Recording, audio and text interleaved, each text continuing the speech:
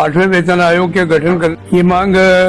केंद्र सरकार के कर्मचारियों की काफी समय से चल रही थी और स्टाफ साइड का जेसीएम का सेक्रेटरी होने के नाते इस विषय को मैंने हर स्तर पर उठाने का प्रयास किया। कैबिनेट सेक्रेटरी के स्तर पर, फाइनेंस सेक्रेटरी के स्तर पर, डीओबीटी सेक्रेटरी के स्तर पर, इवन वित्त मंत्री के स्तर पर और प्रधानमंत्री जी को भी खत लिखने का काम हुआ कि 1 साल का समय बचा है और नॉर्मली पे कमीशन बैठने के बाद में 1.5 से 2 साल का समय लेता है। ऑल इंडिया रेलवे फेडरेशन के लेवल पर ये फैसला कर लिया था कि हम अगर जनवरी के महीने में पे कमीशन का अनाउंसमेंट नहीं होगा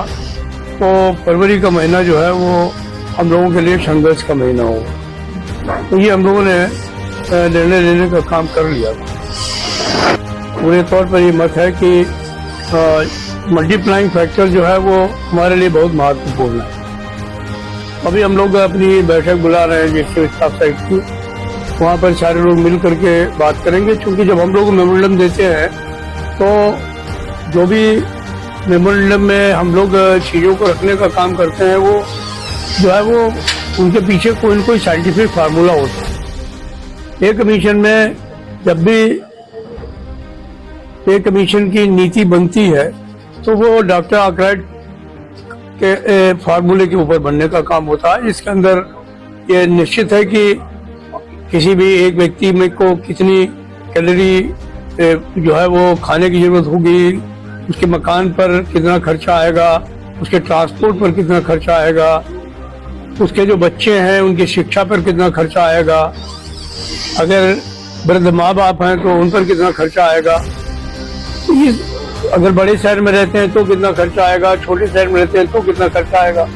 तो ये तमाम चीजें जो है वो देखने की होती हैं। तो उन सबकी गणना हम लोग करने का काम करते हैं और प्राइस इंडेक्स के हिसाब से उस समय जो प्राइस इंडेक्स होगा, जिस समय इस रिपोर्ट को कंक्लूड किया जाएगा तो उसके आधार पर हम लोग जो है वो करंट प्राइस इंडेक्स और फ्यूचर प्राइस इंडेक्स में कुछ कंपेरिजन करके उसको औसत लेने का काम करने का काम करते हैं। पिछली बार सरकार ने जो है वो पे कमीशन के ऊपर दबाव डाल करके जो हमारा 20,000 रुपये मिनिमम था उसको 18,000 रुपये करा दिया। ये एक बहुत बड़ा नुकसान था। हम समझते हैं कि इस बार इस तरीके का कोई कार्रवाई नहीं होगी और जो भी चीज़ें पे कमीशन जो है वो स्टाफ साइड के साथ तय करेगा और वे बाद में कोई परिवर्तन नहीं किया जाएगा। बाकी मुझे पूरा विश्वास है कि सरकार जिसने कि इसको अनाउंस करने का काम किया है पे कमीशन को, आने वाले समय में सरकारी कर्मचारियों की ताकत को वो समझ रही है और जिस शिद्दत के साथ सरकारी कर्मचारी देश में विकास को बढ़ाने का काम कर रहा है उसका भी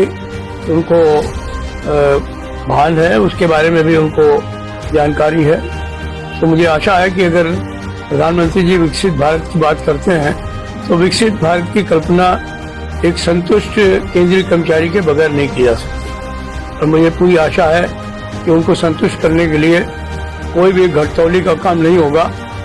उनको जो साइंटिफिक तरीके से डॉक्टर आर्कराइट फार्मूले के अनुसार उनका वाजिब वेतनमान बनेगा उसको सरकार देने का